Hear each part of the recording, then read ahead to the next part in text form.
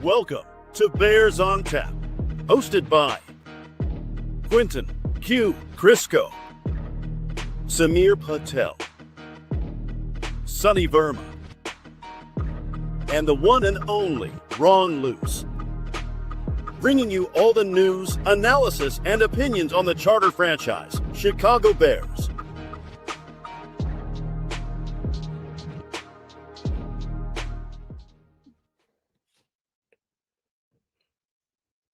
We sat here on these airwaves on Tuesday and said that this would be the Eagles' funeral.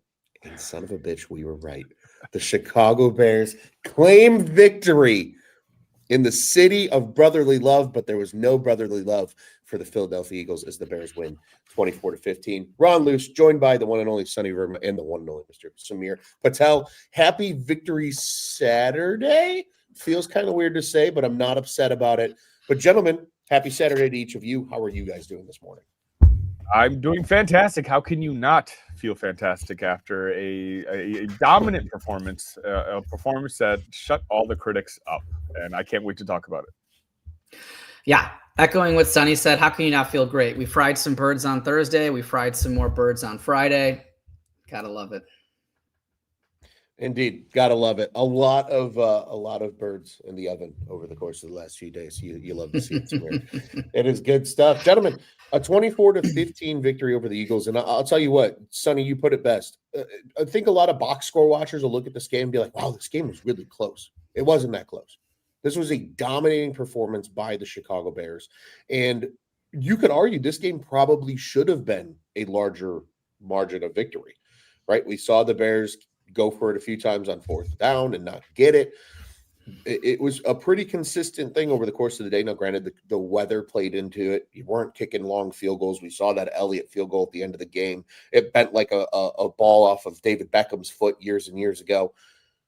It wasn't conducive to kick, so there was a lot of go for it on situations. But Ben trusted the defense and what Dennis Allen had planned, and they stepped up and delivered big. The offense, again, as always, I'm enjoying this Bears team dominating time of possession, gentlemen. It's so much fun to watch.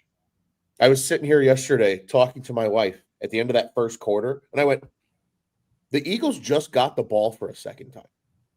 It's a whole quarter. Right. And they had a 3-and-out in their only possession. I said, the Bears owned the football the entire first quarter. It's incredible to see, and then, of course, it translates to victories here. I mean, guys, I don't know about you. I think this was also you each kind of alluded to it. It's finally nice for the Bears to have that victory that nobody can dispute as a soft win. Oh, look at their schedule. Oh, look at this. Hey, that Dallas Cowboys game is starting to look a lot better, too, the way they keep playing. But this was that game. I think that everybody in the national media, the Chicago media, the fan base, football in general was like, whoever comes out of this game is legit. And the Bears were the team that, after 4 quarters of roughhousing and beating the shit out of each other, come out victorious. I mean, this is a bully victory that they desperately needed. It's a culture victory, dare I say, gentlemen, after a win like this one. It's one of those where, as Bears fans, the first, 11 games, where we, whether it's social media, whether it's other NFL analysts, fans, or whatever, talking about this week's schedule, us Bears fans, like, we've just been having fun with it. It's like, what do we care? We're pulling it off. Like, the objective of the game is to win.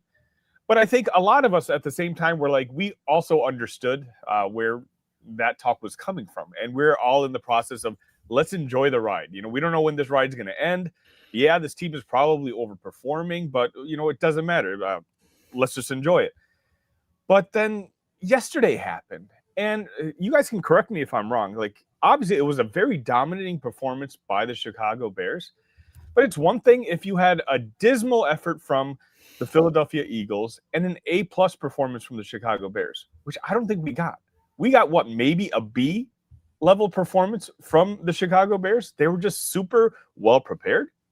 They made the right adjustments. They clearly had the right game plan, both on offense and defense. And after yesterday, there's nothing you can say about this football team going into Philadelphia. This isn't one of those fluky wins where we win it on a last-minute field goal or a Caleb drive at the last part of the game, and the crowd says, oh, yeah, well, the wind was a factor, and Philly never really got it going. No, we played in the same conditions, and we dominated from the opening kickoff till that final whistle. And again, that's what has me in a completely different mindset than I was even 24 hours ago. Yeah, Sonny, I think you echoed a lot of good points right there. And Ron and I actually on the predictions show, we smelled upset, and you talked about you got to win in the trenches, right? And that's exactly what they did. They dominated the trenches, and that's not an easy line on both sides, right? To dominate. And I feel like not just the offensive line dominated, obviously, but the defensive line had their moments. I know it didn't necessarily show up in the stat sheets, right? Montez Sweat was supposed to be one of our baddest men. He was a little bit of a non-factor there, but it still looked like they were making Hurts uncomfortable. And Sonny, I want to go back to one of the things that you said is they had like a B game, right? They had aspects of their game that were A, but if you add everything up together, right, it's probably they weren't firing on all cylinders. And that's what gives me confidence, gentlemen, in this team is like, this is 2 weeks in a row where we have outcoached another team. And when can you say that about the Bears in history's past, right? Last year, it's if our players didn't overperform, we were probably going to lose because Eberflus isn't going to be able to out-scheme anyone. He's going to run what he's going to run, and the players need to execute it. He even said so himself numerous times. Now we have a coach where if an aspect of the game isn't working or something's working better than something else, he's going to attack it and exploit it. And these are two good – Mike Tomlin, and say what you want about Sirianni, but I think he's got like the third – best winning percentage in NFL history or something like that. And it's not a small sample size at this point. So say what you want, but we have outcoached, two pretty good coaches here in the last 2 weeks. And that gives me confidence going into the season that this Bears team can adjust on the fly. They can beat you a couple different ways, and they're not going to go down, without swinging back. So I'm feeling great today. I think that's the key, right? You look at this team and it's not about how pretty the victories are. It's just about coming through and winning football games. I think Ben Johnson said it best. You've heard him say it in a few of the post-game videos over the course of this year. Never apologize for wins in the NFL because anybody can beat anybody on any given day. That's just the nature of this league. That's the beauty of this league. I think that's why people love football is because of the parity of it any given year, where a team with Super Bowl expectations can be flattened by a team that is struggling and maybe in the heart of a rebuild. That's what makes football beautiful. A bunch of great comments here. Notorious. It's so good. He's got to say it 3 times. Scott's got Super Bowl expectations, but Notorious's fourth comment here is the one that I really wanted to build upon. He says, Caleb's dot to Cole Kmet opened my eyes about his completion percentage. The number doesn't matter if you're making winning throws like that. And I had that in my notes today, gentlemen. I have 4 little notes here that I want to share with you guys that I wrote at about midnight last night after just relishing in this Bears victory.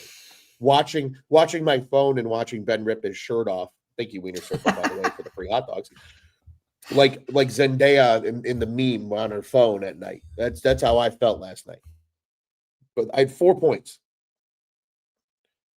Ben Johnson is a maniac. I'm such a fan of it. We could get into all the crazy X and O's of the shit he does, but it's fantastic. The ground game is insane. Mm-hmm. The O-line dominated this game. Absolutely. They won this game. They dominated. Swift and Monangai ran with a purpose. My favorite statistic of this entire game, gentlemen, this is the first time the Chicago Bears have had 2 running backs run for over 100 yards in a single game since 1985. That year always perks my ears up when I hear it. Yeah. The last time that happened was when Walter Payton and Matt Suey did it against the Detroit Lions. How about that? But this is the third point. Iceman. Exactly what Notorious is saying here about Caleb Williams. Box score watchers be damned. Right. When a play is needed, homeboy shows up. And I explicitly said homeboy, I promise. It's not just me making shit up. And then finally, they're for fucking real.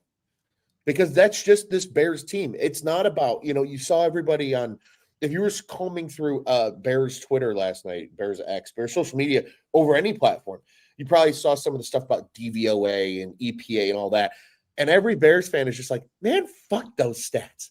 Because yes, although those stats are helpful information to learning more about a football team and things like that, how in the hell can you sit here and say that this team just doesn't, they have that ability to find ways to win.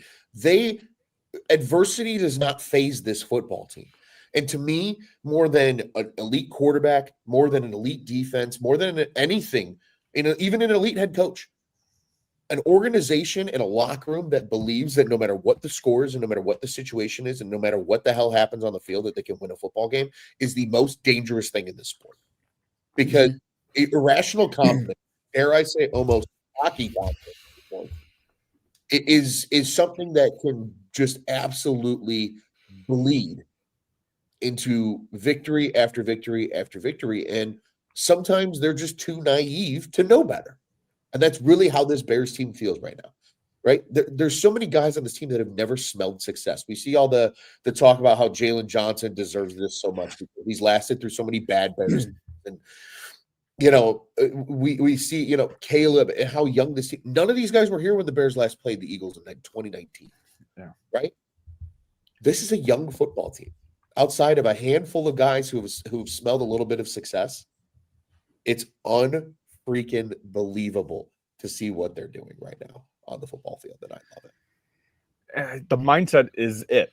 These good, better, best videos, as much as they are for the fans, like each week it just gets better and better because you can see as the weeks pass, the players get more and more into it. Obviously it starts with the leadership. It starts with a guy like Ben Johnson, but I just want to circle back on the Caleb Williams point, box score, nothing great. 17-36, 1 touchdown, 1 interception. But as you said, whenever a play needed to be made, he was there to make it. The 2 rushing first downs he got, I think one was maybe 3rd and 4th or 3rd and 5th, where he just kind of scrambled and was able to get that first down.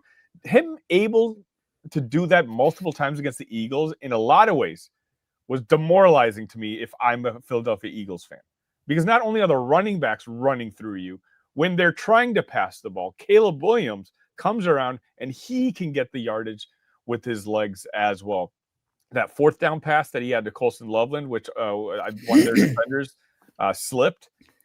Caleb is a guy right now, which you have to appreciate. He won't lose you a game, and he can make you the play to win a game. And, the way the rest of the team is playing, that's all you kind of need because he's confident. Ben Johnson's confident. That partnership, you can see the chemistry between them anytime a video is posted together. And, when you have a quarterback and a head coach in sync and an offensive line playing the way that they're playing, you can go in and beat anybody. And they showed that on Friday night. And is there a better personification of Caleb Williams than the touchdown pass to Cole Kmet? He rolls out. He's got Swift there, right? He just faked the handoff to Swift. He's got him in the flat. That could be a first down. It's going to keep the clock running, which is kind of the goal. He's like, doesn't matter what his completion percentage is to that point. Doesn't matter how he feels like he's playing to that point, the wind, whatever. He's like, I see Cole Kmet in the end zone. I'm going to go for it, and he just makes an unbelievable throw running to his left and then throwing it as, right-handed quarterback and puts it right on the money for Cole. Unbelievable. And then another play, Sonny, that we talk about is the freedom that he gets from Ben Johnson. I think it was a third down. I think it was towards the end of the game where it looked like it was going to be an option to hand it off to Swift or to throw that screen to Zacchaeus right off on the side to get that first down. And you can see him do the check and he throws it to Zacchaeus because he felt like he had the matchup and he got the first down. And he makes plays like that for every one of those terrible foot mechanics and underthrows it to Rome in the end zone. And you're like, oh, we got to hit that one, right? But then he comes up with stuff like this. And it seems like he plays better as the game moves along, which is, what you can ask for. I think it's that Iceman competitive juices in him that get going and he just like turns it on. So yeah, I mean, it wasn't his best game when you look at the box score. And I think he even retweeted somebody that tweeted out something about DVOA and forget all that noise, right? He hears it, he feels it, but man, he just makes plays when they need to be made. 100%. Lots of great comments here too. Just wanted to share a handful of them. Even our friends from Bulls on Tap jumping in, and really, it's our good friend Guilty had to switch the accounts there. He says, "What's good, boys? Bear down, beautiful game last night. We've got a Kevin Byard for Depoy or we." Oh yeah, Wyatt. look at that hot take. I like that. Hot take, but I mean, guys leading the league in interceptions. He's having a great year, true. and he's in year 11 in the NFL. Yeah. I mean, it just goes to show how this Bears defense is playing. This one from Notorious. Sign Deshaun's extension ASAP. Ben said he's deserved the game ball for the last 3 weeks, and it wasn't hyperbole. I agree, it wasn't hyperbole. Deshaun Wright has played great football. That guy, this one season of his NFL career, is going to feed his family for 3 generations. Good for him. Yeah, because he is balling out, and I agree. Notorious says it here. Deshaun's fumble recovery after that bad interception from Caleb was probably one of the biggest plays of the day. They scored TD, and it would have been a completely different game. I agree. That is a huge play in that moment because everybody's down. It's like, oh God, here we go again, right? This is the Chicago Bears. You throw a screen pass to the fucking D lineman. I got BJ Raji running through my head from 15 years ago. Like just that immediate panic as Bears fans of just, this is going to go wrong. This is going to go bad. And then how do you defend the tush push? Go find Jalen Hurts when he's still churning his knees, punch the fucking ball out, and jump on it. And that's what the Bears did. The Eagles ran it once, and it was unsuccessful because of Deshaun Wright and just being ready in that moment. I bet you they planned for that. Hey, if they're going to just gummy up the pile and try to keep the pile moving and the whistle's not going to blow quickly, go in there and try to rip the ball out. Yeah, run around and try to rip the ball out, especially you can find Hurts in the big pile. Yeah. That's exactly what happens. And then to the Corey's point, that happens on what? The Eagles, they're going in, so it was like the 25-yard line at that point. Yeah, they were close to the red zone. Bears get the possession and then orchestrate a touchdown drive. Yeah. When you score off the turnovers, it's one of the biggest. Again, you can't define momentum in a game, right? It's just not possible. I think Greg Olson had a great post about it yesterday about, is this the momentum shifter? Is this the momentum shifter? It's really hard to quantify sometimes. But that's the type of drive, though, that shifts the narrative of the game. You go from, oh, here come the Eagles, they're back, to, well, oh, shit. Chicago Bears just did what the Eagles were supposed to do and took it back from them. And that's kind of one of those moments, I think, where you really start to feel that kind of the juices on the Bears sideline get dialed up to 1,000, and the Eagles almost start to kind of creep back into their shell a little bit. In a moment like that, when you see that kind of stuff happen.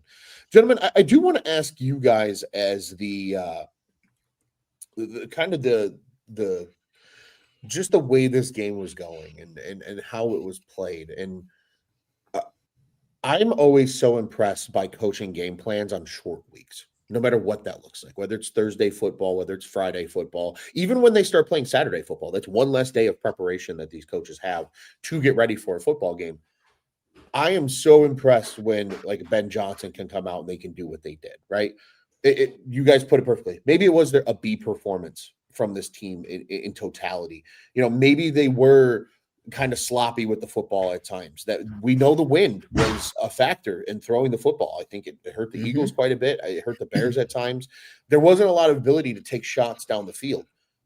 But when they needed the big plays, right, with Cole Kmet coming out and getting that touchdown again, and Squeegee puts it perfectly here. They come out in 13 personnel, and that's the dart. You love seeing 3 tight ends on the field. Ben Johnson does too, because he's a sicko.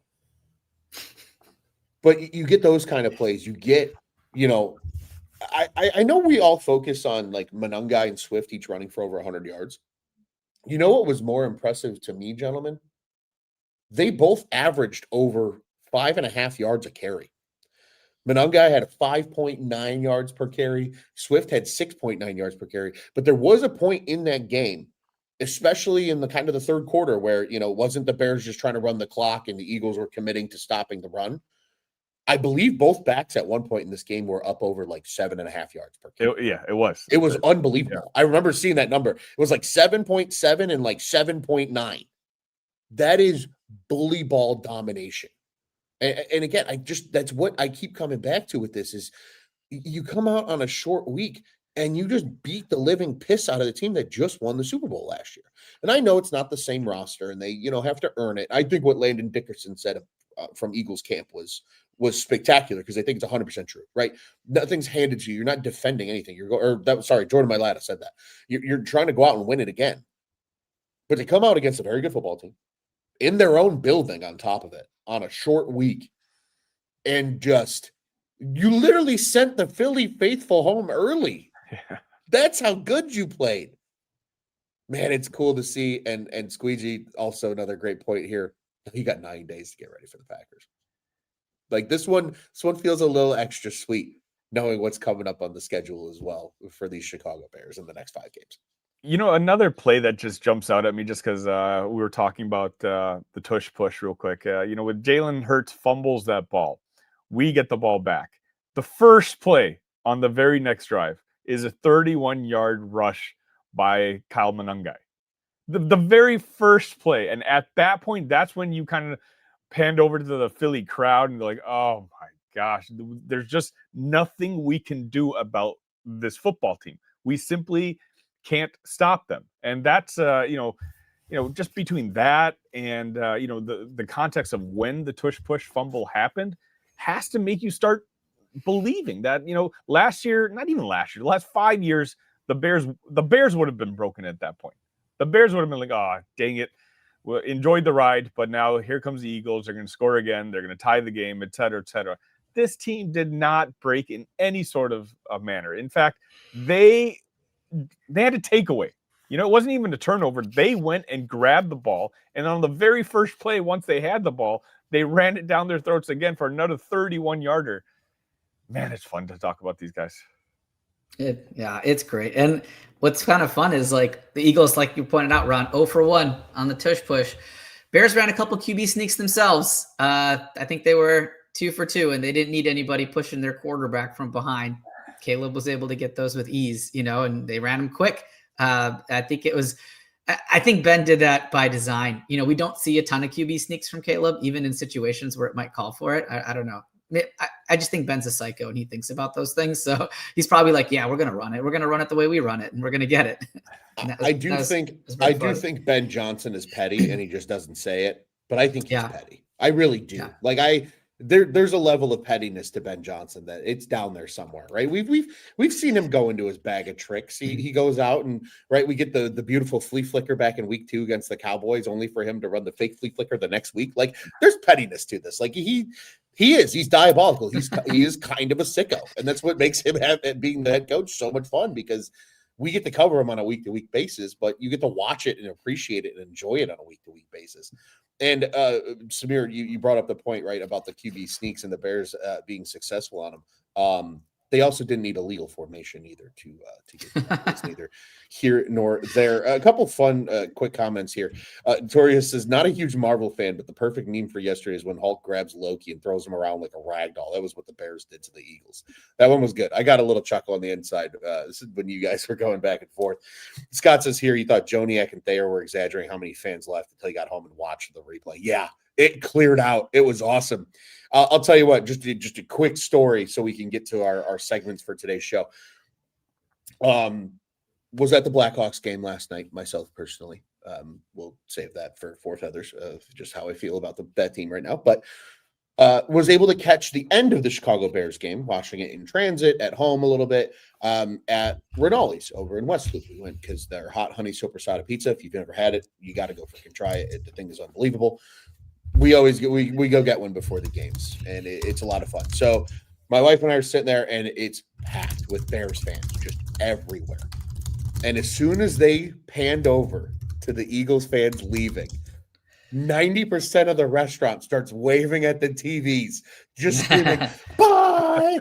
It was good to see you. Everybody was fired up, man. And just like the level of excitement for the Bears, because Bears sickos, no matter what and how good the team are, will always watch the Bears and be excited about the Bears and then be disappointed inevitably when they lose. Like that's just the natural progression of being a Chicago Bears fan when they are not a good team. But when you get into the city and you find the people that you can tell are like Bears fans, but not hardcore Bears fans, and they're out and they're getting rowdy about this team, you know good things are happening in Chicago. And I looked at my wife during this whole procession. The Cole Kmet touchdown, I thought the roof was going to blow off the restaurant. I looked at her and I said, it doesn't matter if the White Sox are good or the Cubs are good or the Bulls are good or the Blackhawks are good. Yeah. The city will still enjoy that. But this city lives and breathes on the blue and orange. And when the Chicago Bears are good, this city is ready to explode at any given moment. And I witnessed it yesterday, and it was really, really freaking cool because you get a big statement win. Ben Johnson's a man of the people, and Wiener Circle's delivering free hot dogs for everybody on Tuesday. The shirt comes off. He's fucking jacked, by the way. I don't know if anybody that I don't think that's gotten enough attention, but just incredible, incredible stuff from the Chicago Bears. Gentlemen, let's get to some of our segments and revisit after this game. The baddest man. There's a lot of great answers here that we can certainly see. Who is your baddest man from the Chicago Bears, Mr. Verma? We'll start with you. Like you said, there's a lot of options, and I don't know, maybe this is the wrong game to do it because I think he did have a penalty, but the story of this game was that running game, and I'm really glad Ben Johnson did what he did when he said he had 2 game balls. He gave the first one to Nahshon Wright, so then I got confused. I'm like, well, is he going to give it to Kyle? Is he going to give it to Swift? And he gave it to that entire offensive line. And I love that because I do think, that was a standout performance from Friday evening. I'm going to give props to Thuney. This guy literally wins everywhere he goes. He elevates the level of play of every single offensive line that he plays for, including this year. And I just don't I know he gets the love on the other Bears on Tap shows, but very rarely is his name mentioned when it comes to this category here, when arguably he's our best player at this point, just the way his level of performance. So I wanted to give Joe Thuney a shout out today. Hell yeah. Samir? I'm kind of staying there, honestly. It's Swift, Monangai, great games. I think each of them had a run over 20 yards, which kind of shows you wow, and it wasn't just open lanes. Yes, there were a ton of open lanes, but they also ran really hard and ran through some arm tackles, especially Swift, given, some of the criticism he receives on those arm tackles. He was tough. So there was a combination of open lanes, tough runs. I'm going to go with Drew Dahlman on mine. Just same logic as Sonny here. That guy has really stabilized that interior of the offensive line. How many snap problems did we have last year? And even early on this year, we had a couple snap issues, but it's nice not to have to worry about the simple things like that, right? I think he's been great for Caleb. I think he'd really just stabilize everything. And then Davis and Carter, not easy boys to handle up front, and they made it look easy. So nice job, Drew Dahlman. I'll tell you what, I only noticed Jordan Davis once making a play in the backfield. I mean, that's when it's a fantastic game from the offensive line. Gentlemen, I love that you guys are giving the fat boys up on some love, because then I don't have to, because everybody knows how I feel as a former offensive lineman myself. I love the big boys up front. And I'll tell you what, man, just really quick on that front, Avi Trapillo feels like a guy that's finally ready and now starting to look like a worthy second-round pick. You could look there is a good chance that Ryan Poles can look everybody dead in the face when the season's over and say, we don't have an offensive line problem going into next year. Maybe we draft the guy late for some depth, but they can address the defense. They can address whatever the fuck they want, because what was once the biggest eyesore on this football team is now arguably their biggest strength. And it's really, really cool to see. Guys, there's so many names that we could pick here. I'm looking at the defensive side of the football. 4 of your 5 leading tacklers were defensive backs in this game. Jaquan Brisker had a great game. Kevin Byard, obviously, with the interception. Nahshon Wright with the forced fumble and subsequent recovery. CJ GJ had a good game in this one. I mean, those were 4 of your 5 top tacklers in this game. So it just kind of gives you the feel of just how those guys performed when it's all said and done. DeAndre Swift was great in his revenge game. Yes, his long was 23. Samir, Kyle Monangai's long was that 31-yarder that Sonny talked about. Those two had a great day. Caleb with ice in his veins, the O-line. I'm going to give my baddest man. Sonny, I know you've done this a few times this year, but I have a reason behind it today. Ben Johnson's my baddest man. When you can get the ball, and I was doing some math and calculations while you guys were talking. There were, I'm just going to count, for everybody. 1, 2, 3, 4, 5, 6, 7, 8 players on this offense with targets in the passing game, while having 5 different players account for rushing yards, because DJ Moore and Luther Burden each had carries, and of course we know Caleb ran a bit as well. 281 total yards on the ground with 8 different guys getting looks as receivers. That is some masterful game planning from Ben Johnson. And frankly, you saw it in Detroit, right? It was a lot of times it was Amon-Ra St. Brown was the primary target, and then it kind of trickled down. Then it was Sam Laporta. Then it was maybe Jamison Williams. Then it was maybe Josh Reynolds when he was the slot guy there. Then it was maybe, Jahmyr Gibbs and David Montgomery, et cetera, right? In this Bears offense, where they have playmakers galore at every position, it doesn't matter. You get the ball if it makes sense. And that's just how Ben Johnson thinks about this team. Samir, you brought up the check to the screen to Zacchaeus. Mm-hmm. The one subtle detail of that's going to go missed, that the sicko in me in the play was like, I really like that. Like, I looked at my wife, she's like, they got the first down. Why do you give a fuck about that? Is the quick little out motion from Loveland to get out there to go block.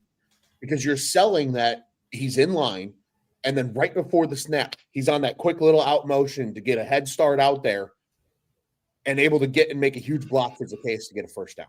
Like, it's just those little details that in a short week, like we talked about, in a diversified game plan, like we talked about, you had the Eagles on roller skates the entire day.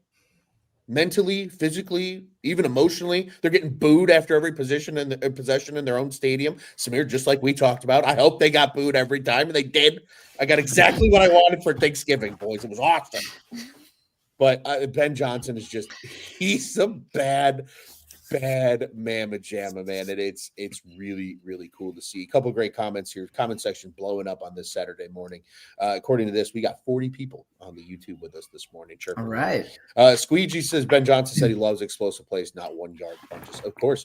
Kyle Monangai making the Eagles defense look silly. 100% Mike Phelps guilty here. Facts loose. Shout out to the trenches. Shout out. Bear down. He said guilty says he needs the Chicago Bulls to get in line with the sicko mindset of Ben Johnson and these Bears. And Mike Phelps says, yeah, Ben definitely outcoached Sirianni. And just like all these great people commenting along with us, make sure you head over to the On Tap Sports Net YouTube channel, like, subscribe, hit that bell button. You'll know when we go live, and you'll know when all our other great shows go live here at the On Tap Sports Network. And then you can join the conversation, just like all these beautiful people on this Saturday morning. Gentlemen, it almost feels criminal to do this after a victory, but we got to get into it. The nicest man.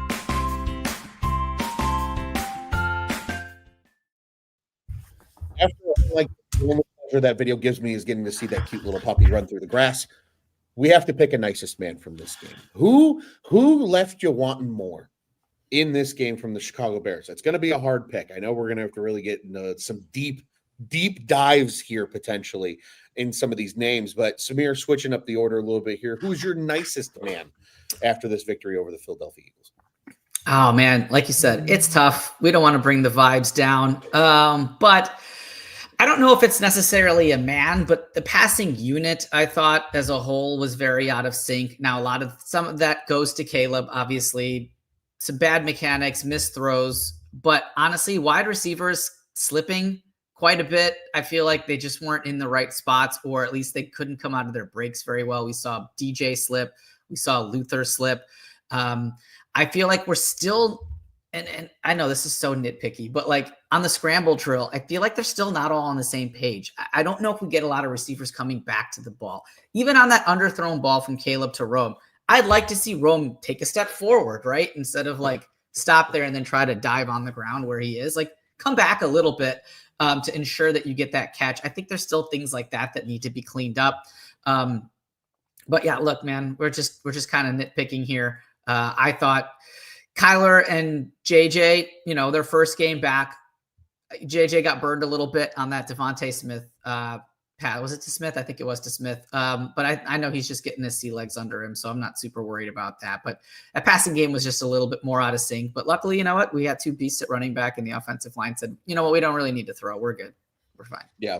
again, this is the type of game. I know that the comments are not happy that we're talking anything negative because it's hard to after this type of game. But it's the segment. It's the segment, People. guys. It's the segment. We got to do it. We got to do it. We've got to be nitpicky. Mr. Verma, do you have a pick here for us?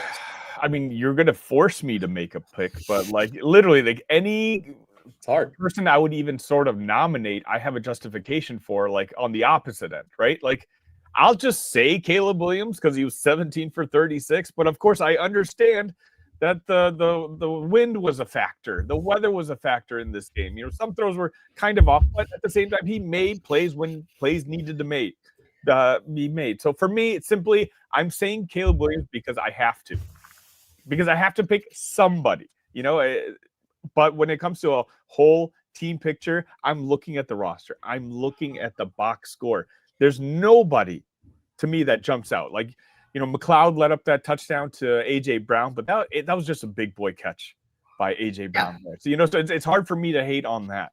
Obviously, the secondary, as you mentioned, had a couple slip-ups, but a lot of those guys were coming back for the very first time. Even the linebackers, for the second straight time, we're playing with a backup group of linebackers. I thought they played admirably. I have to pick someone, so I'm going to say his name, but please don't get mad at me. I'm just going to say Caleb just because of that box score. 100%. I feel the same way, and my justification is kind of in that same boat, right? Samir, I think your criticism is totally fair, though. I know a lot of people don't want to hear that. I think it's 100% true.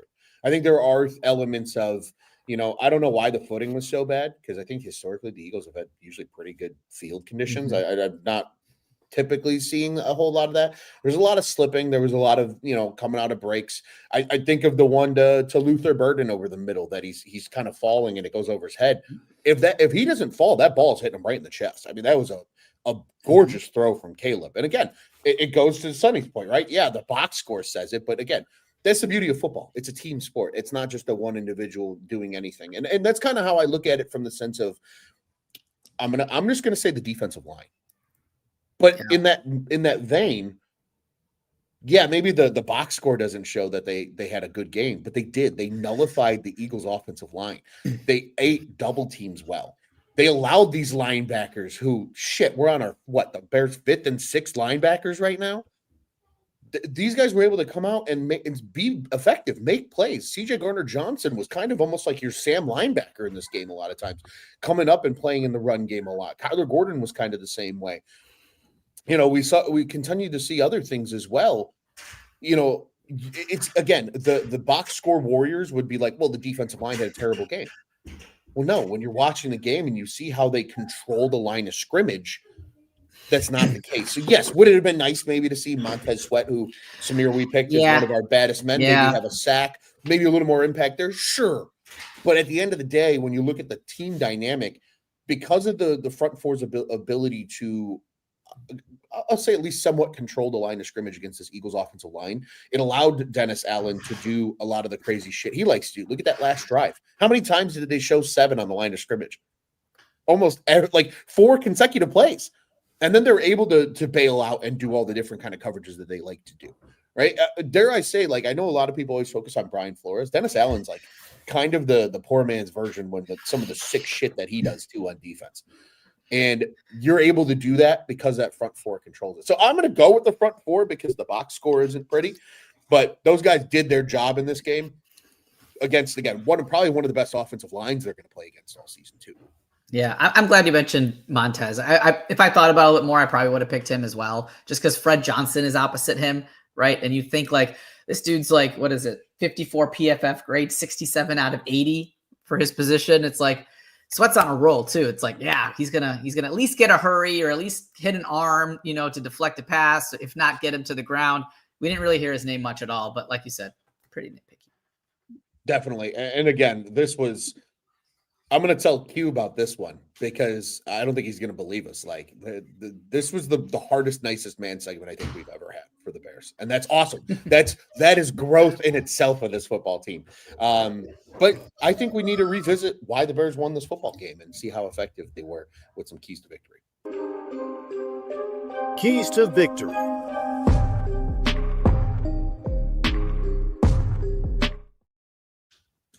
Keys to victory. gentlemen, we sat on these airwaves, or at least Samir and I did, with Mr. Brendan Shagru on Tuesday, and we figured out how the Bears needed to win. Usually we do 3 keys. This week we had 5 keys, so we'll revisit all 5 of those and judge how the Bears did in this one. The first one was from you, Samir, on defense. Stay out of 3rd and 4th and short. Don't give them abilities to run the tush-push, because once they get out of those situations, they're 27th on 3rd down when eliminating. The Bears are good on 3rd. And Samir, I think you kind of nailed it on this one. 0 for 1 on the tush push, as we talked about. Nashawn Wright making an incredible play, and the only time they had a chance to run it, the Bears forced them in a lot of 3rd and longs, and I think that's what really helped the Bears control this game on the defensive side of the football. Yep. I think there were 4 of 12 on 3rd down, including, like you said, the failed tush push. So, yeah, that certainly worked in the Bears' favor. And, man, you can feel it after every 3rd down punt. That home stadium just ratcheted up that pressure just a little bit more, and they got a little tight. So, yeah, 3rd down victories were huge. Only 14 first downs for the Eagles the entire game. The Bears had 28. You doubled up on their, first downs, and that just talks about, them not being able to extend those drives. And then what that turned into was the Bears having the ball for 40 minutes in that game, and the Eagles only having it for a little over 20. It's great. Isn't that awesome? Isn't the math is mathing. The time of possession game right now is something that I probably my favorite part of this Ben Johnson offense is just how much they control the game clock and are able to take care of business. A couple of comments here. James Hollett saying, team's still learning, getting better every week. So certain setbacks are understandable. Absolutely. The best yet to come for sure. Cat Fine stuff. This one's fun. The look of people who are generally surprised your team's position is going to last third of the regular season. He goes, I get it. He's a Seahawks fan. They're having a great season too. So absolutely, it's just fun. It's fun when you've got good football. And Hollett chimed in about Dexter and his growth when we were talking about that front 4. And yeah, Will Ray, you're right. The wind was whipping like crazy. Speaking of that wind, another key to victory here, Samir, was on offense. You said to take shots. So Philly was 11th in giving up explosive plays. The Bears are first in explosive plays. You said don't worry about completion percentage. Test their secondary. They did it once. It results in a touchdown, and a lot of those big plays happened, but they just came on the ground rather than through the air. Yeah. I thought they had a good chance to really exploit some over-aggressiveness by Fangio. He likes to confuse young quarterbacks. He'll probably be a little bit aggressive and take those shots when they're there because, like we said, Philly gives up the 11th most explosive plays. Now, like you said, they didn't come via the air. They came on the ground, and that's okay. They had a couple big runs, but for the most part, I think weather was kind of a big part of it. I think Ben did want to get aggressive a little earlier. We had a couple shots early, and then once he kind of reassessed his own game plan, which I love that he does, he's like, nope, this is what we're going to do. And so, he got the yards in a different manner. Yeah, I mean, it didn't happen with Caleb's arm, but it happened, and it didn't happen because of lack of trying. It didn't happen because it didn't need to happen. The situation didn't call for it in regards to what the weather was displaying out there. I'm glad they didn't try to force anything. And maybe they got a little too cute on that 3rd down that got intercepted. But outside that, Kyle Monangai and DeAndre Swift were the guys who made those explosive plays. And even that's okay. Indeed. That's always okay. And I will note to your guys' point here, right? About, everybody's talked, even in our comments, coach of the year type stuff for Ben Johnson here. He wanted the ball with the wind in the 4th quarter. There's a reason the Bears did what they did. It's always a chess match from the coin toss, because in those games when the elements play in a factor, I've witnessed it firsthand with coaches I've played for. That's a real consideration. And it's, hey, if we win the toss, shit, we're going to take the ball because then we know we get to choose, which way we're kicking, and we're going to have the wind at our back in the 4th quarter, and the Eagles are going to have to throw into the wind. And that made a huge, huge difference in this football game because it limits what you can do on offense. So, again, just talking about the weather, I think, we've harped on that quite a bit. 2 of these also came from Mr. Shagru. So, Sonny, I'll just turn these over to you first to give your thoughts on them. And then, Samir, please chime in as you see fit as well. But this one was get off to a fast start. the Bears are lauded for scripting plays that led to points. We hadn't seen that as much lately. Score on the opening drive, take the crowd out of it. Check, and double check, it feels like, on that front.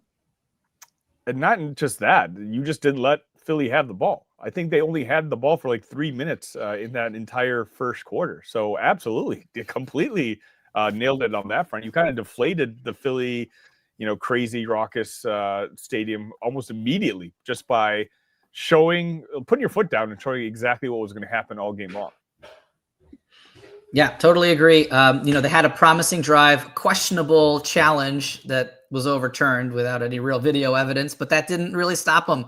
I think they forced a 3 and out, got the ball back, and then was able to score. So it was, like Sonny said, it felt like the Eagles, you went to go take a bathroom break, and you're like, well, the Bears have the ball again. It's like you basically just saw Caleb Williams in the offense on the field for like the first 45 minutes of the game. So yeah, I just checked. 2 minutes and 37 seconds is how much time the Eagles had the ball in that first quarter. It's usually a recipe for success. I agree. I think Brendan nailed that one on Tuesday, and they executed. The Bears were perfect. That first drive was really nice, and then of course being able to get a quick 3 and out and come back and get some points out of it was also critical as well. His second point here was Bears can come from behind and make second half adjustments. That's where they win, and it will need to happen. He said the Eagles haven't been a great second half team. Look at the Cowboys game the week prior. It happened a number of times throughout the season. I think the Bears were great in the second half, and I think they recommitted right to that run game. Samir, I think you put it perfectly, right? They assess the game plan and recommit. This one was, I think, spot on too. I think Mr. Shagru goes 2 for 2 on his keys to victory. Yeah, I mean, nothing, like we weren't behind. That's a good thing about this game. It was simply one of those where, if anything, adjustment-wise, maybe Caleb threw the ball a little bit too much early in the game, and then Ben's just like, wait a minute. Every time I hand this ball off to one of these running backs, they get 7 yards plus per carry. And so especially in that second half, when you really saw it become very rush-heavy, the adjustments were made, and it's just nice to know you have a coaching staff that can make them. Yeah, that second half is huge, right? For both teams. The Bears, I think we tweeted this out yesterday. They're 8th in second half scoring at almost 13 points per game. And the Eagles are 27th in second half scoring at like just under 9 points per game. And so yesterday the Bears had 14 and the Eagles had 12. So, the Bears were able to outscore the Eagles in the second half in a game where they largely controlled the first half as well. So I think Mr. Shagru nailed it. Is like this team is very good at figuring out what's working and what's not working, and which parts of the game plan to amplify and which parts of the game plan to alter. And that's what we love about Ben Johnson. Yeah, I was going to say that's what sounds like coaching competency to me. Mm-hmm. Ben Johnson's middle name, according to James Hollett here, is Kenobi. Help me, Obi-Wan Kenobi. You're our only hope. And he was the Bears' only hope, and he has been so far. Christian Kopech here also says once this defense gets healthy, it's over. I think that's a great point as well, of just how this team can continue to elevate over the course of the season. Gentlemen, my key to victory was quite simple. Win in the trenches. The Eagles have always been known for great offensive lines and great defensive lines. Howie Roseman's done a remarkable job of keeping those two units strong for well over a decade now, right? We look back to, the Jason Peters and Jason Kelsey and Lane Johnson days, which has now evolved to Mailata and Dickerson and Juergens, and still you got the Lane Johnson. Hold on, obviously he didn't play in this game, but those groups. And then, of course, we know about that Eagles defensive line and how good that unit is. The Bears dominated the line of scrimmage, boys. Flat out on both sides of the ball. I think the Eagles, despite being able to do some things offensively at times, the Bears defensive line made sure that they weren't getting the big chunk plays. You weren't getting the home run plays. Hurts was uncomfortable regularly, and that because of the front four able to free up free rushers coming off the edge, things that we know that Dennis Allen likes to do, bring his DBs, bring his linebackers on blitzes. And then, of course, on the offensive side, that was the one I hyper fixated on, was the Bears O-line versus the Eagles D-line. And the Bears came out, they slid the pants down a little bit, and they put their fucking nuts on the table and said, we are the better unit. We are going to bully you from the first snap to the last snap. And that's exactly what they did. It was just bully ball. That's how I would express this from the offensive line for the Bears. Bully ball. They beat the living piss out of the Eagles defensive line the entire game, and it results in 281 yards on the ground.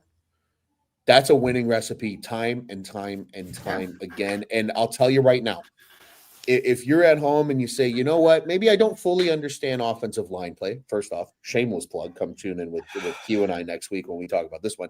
But secondly, this game shows you why having a good offensive line is so important, because it's shit like this that you can do.